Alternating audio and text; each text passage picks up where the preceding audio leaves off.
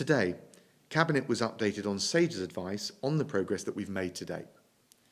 And as a result of the social distancing measures that we put in place, the R level, which signifies the rate of infection, is now between 0.5 and 0.9. The overall number of new cases has been steadily falling, and the rate of deaths is also steadily falling. Now, just to be clear about what all of this means in practice, the virus is not beaten yet. It remains deadly and infectious, and we're working very hard right across government and with local government to bring it down in areas of concern, like in care homes. And I'm confident we can do it and we will do it. But because we held firm 3 weeks ago, we are now in a position to start to think about the next phase in this pandemic. So this weekend, the Prime Minister will set out the next steps which we can responsibly take over the following weeks, guided by the scientific advice and mindful, as we've said right from the word go, of taking the right decisions at the right time. Now, we can start setting out how we will live and work whilst maintaining the necessary social distancing rules. We can also be clear about those measures which are still necessary to prevent a second peak.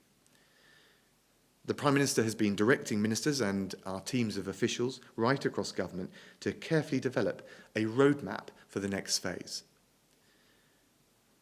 It contains appropriate measures to be taken at appropriate milestones, subject to very clear conditions. And there will be detailed guidance to help inform, advise and reassure the public, businesses and other organisations. To get this right, we have set milestones.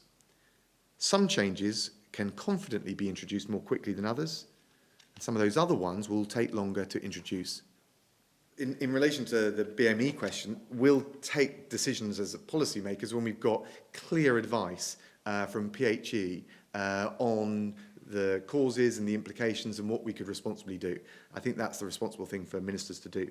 In relation to any next changes or any second phase, look, we're going to be guided by the evidence. We've had updated evidence from SAGE. There's further evidence that is coming through, and we obviously have to take those decisions at the right moment in time based on that evidence.